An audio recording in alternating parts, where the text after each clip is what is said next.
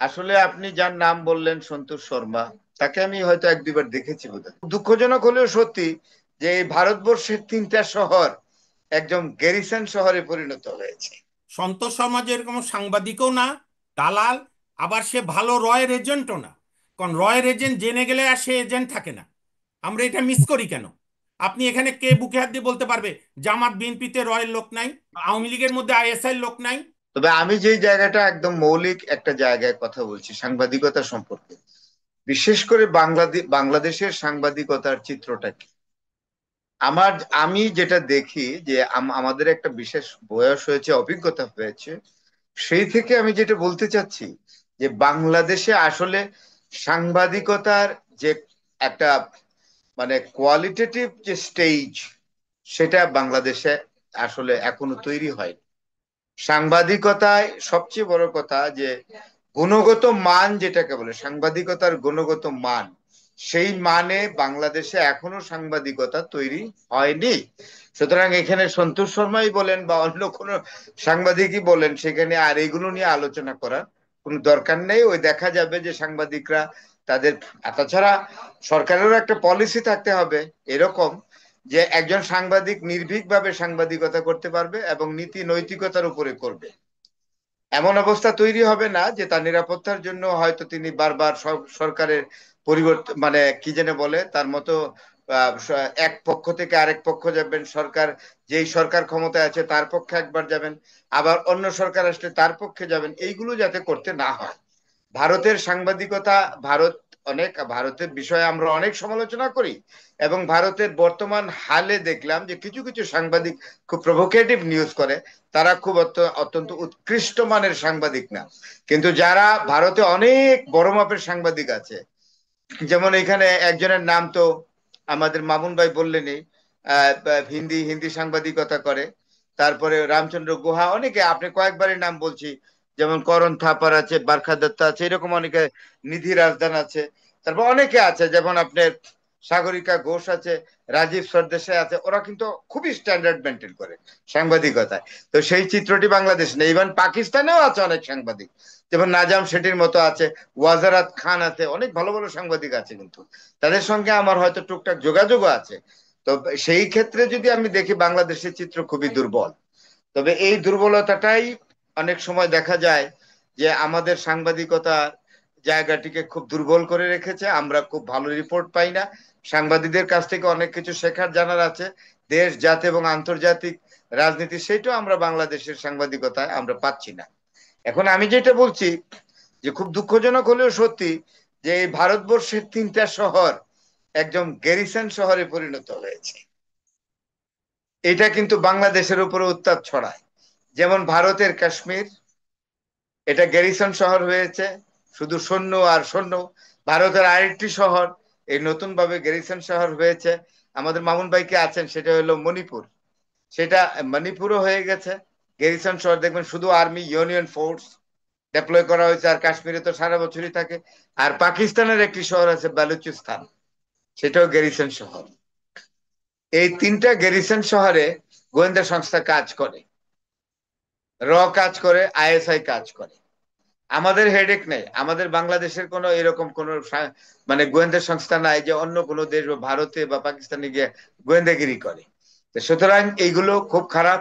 আর সবচেয়ে বড় কথা, আপনার যদি ইল বা মানে অত্যন্ত মানে নেতিবাচক ভাবে গোয়েন্দাগিরি করেন, তাইলে তো এক দেশের বিরুদ্ধে যদি আপনি গোয়েন্দাগিরি করেন, তো সেই দেশটা তো আপনার প্রতি ভালো সম্পর্ক রাখবে না। এখন যদি আপনি পাকিস্তানের আইএসআই ভারতের বিরুদ্ধে গোয়েন্দাগিরি করে, ভারত এটা ভালো দেখবে না। ভারতের গিয়ে পাকিস্তানের বিরুদ্ধে গোয়েন্দাগিরি করে, সেটাও দেখবে না। কিন্তু আমাদের কি দোষ? আমাদের উপরে আইএসআই এবং এরকম পাকিস্তান ভারতের এবং পাকিস্তানের আইএসআই এই ধরনের অপচেষ্টা কেন চালায়? আমরা তো একটা, বাংলাদেশ কিন্তু একটা শান্তিবাদী দেশ। বাংলাদেশের নাগরিকরা শান্তিতে থাকতে চায়, দুবেলা শান্তিপূর্ণ ভাবে বসবাস করে দুবেলা খেতে চায়, এবং তারা একটা সহজ সরল জীবনযাপন করতে চায়। আমাদের উপরে কেন এই প্রতিবেশী ভারতের গোয়েন্দাগিরি বা পাকিস্তানের গোয়েন্দাগিরি কেন? এগুলো মোটেও আমরা কামনা করি না।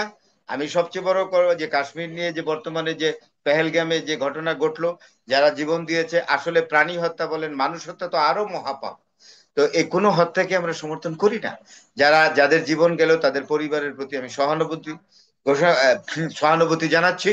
এবং যারা যারা যারা আত্মাহুতি দিয়েছে বা যারা মানে মারা গেছেন তাদের আত্মার শান্তি কামনা করি। অনেক রাতও হয়ে গেছে, আপনিও অনেক টায়ার্ড, আমাদের ইয়েটাও লম্বা হয়ে গেছে। আমি আবারও বলি, ভারত, পাকিস্তান এবং বাংলাদেশের যারা বুদ্ধিবৃত্তিক সম্প্রদায় আছে, যারা ডিপ্লোম্যাট আছে, আমি মনে করি বর্তমানে এখন সম্ভব হলে কালকেই ভারত, পাকিস্তান এবং বাংলাদেশের একটি তাড়াতাড়ি মিটিং হোক, আর্জেন্ট মিটিং। সেখানে ভারত পাকিস্তান আর্জেন্টলি বসবে। বাংলাদেশ, আমরা ছোট হলেও ভারতকে ভাবতে হবে যে আমরা 18 কোটির দেশ, এই 18 কোটি দেশের একটা ভয়েস থাকবে। আপনারা দুটো প্রতিবেশী রাষ্ট্র ভারত ও পাকিস্তান, আপনারা গন্ডগোল করবেন কেন? এবং আপনারা সবসময় একটা যুদ্ধ অবস্থা বজায় রাখবেন কেন, যার জন্য আমাদেরকে উত্তাপ বহন করতে হচ্ছে? তাইলে আমরা এখানে আমাদের মতামত দেব। আপনারা মিটিং করেন, বাংলাদেশকে রাখতে হবে সেইখানে। Bangladesh should give an opinion, very concurrent and constructive opinion, so that the tension between the two countries like India and Pakistan should be reduced. আর বাংলাদেশের প্রতিও ভারতকে বলবো যে আপনারা একটা জিনিস বিবেচনায় রাখেন, 18 কোটি একটা দেশ, জিওগ্রাফিক্যালি ভৌগোলিকভাবে আপনাদের কাছে ছোট হতে পারে, কিন্তু ডেমোগ্রাফিক্যালি বাংলাদেশ বড় দেশ। সেই জায়গায় বিবেচনা করে আপনারাও আমাদের প্রতি অন্যভাবে আচরণ করবেন। আমাদের দুই দেশের মধ্যে, ভারত এবং পাকিস্তানের বাংলাদেশের মধ্যে যে বিশেষ বিশেষ কিছু বিষয় আছে যেগুলো সমাধান হওয়া উচিত, নদীর পানি, বর্ডার, তারপরে ট্রানজিট, তারপরে ব্যবসা বাণিজ্য, তারপরে শিক্ষা, তা এইগুলোকে আমরা ভালোভাবে অ্যাড্রেস করি। মেডিকেল ভিসা, আপনারা যদি এটা বন্ধ রাখেন আমরা কিন্তু থাকবো না। চায়না অলরেডি অফার দিয়ে ফেলেছে, তারা সিচুয়েশন বোঝে, একদম সাবস্টিকেটেড হেলথ কেয়ার সেন্টার ঢাকাতে করবে। সুতরাং আমরা চাই না যে প্রতিবেশী একটি রাষ্ট্র ভারতের সঙ্গে আমাদের সম্পর্কটা ভারত এবং পাকিস্তানের মতো হোক। আমরা চাই অত্যন্ত বন্ধুত্বপূর্ণ সম্পর্ক, এবং এই সম্পর্কটা নিয়েই আমরা এগিয়ে যেতে চাই। আমি চাই এই উপমহাদেশের শান্তি, ব্রডার সেন্সে আমি এই উপমহাদেশের নাগরিক। আমি চাই শান্তিপূর্ণভাবে দিল্লি যাইতে, এবং কোনো বাধাগ্রস্ত না হয়ে দিল্লি যাইতে। আমি চাই পাকিস্তানের লাহোরে যেতে, আনারকলি মার্কেটে শপিং করব, আমি দিল্লিতে শপিং করব, আমি কলকাতায় শপিং করব, কেন করব না? আমরা তো একসময় একটি দেশের আওতায় ছিলাম। ধন্যবাদ সাগর ভাই। ফরাদ ভাই শপিংই করেন, আবার আনারকলি খুঁজতে যেন না। গেলে আপনাকে নিয়েই যাব আর সাগর ভাইকে নিয়েই যাব। সাগর ভাই is coming to Bangladesh very soon. আমি, আপনি, সাগর ভাই যাব। ধন্যবাদ। ধন্যবাদ আপনাদের সবাইকে, অনেক অনেক ধন্যবাদ। আমরা এখানেই রাখছি প্রিয় দর্শক। অনুষ্ঠানটিকে ভালো লাগলে শেয়ার করবেন কাল রাত 9টায়, এবং অবশ্যই খেয়াল থাকতে আমাদের চ্যানেলটিকে সাবস্ক্রাইব করবেন ইউটিউবের এবং ফেসবুকে। ভালো থাকবেন।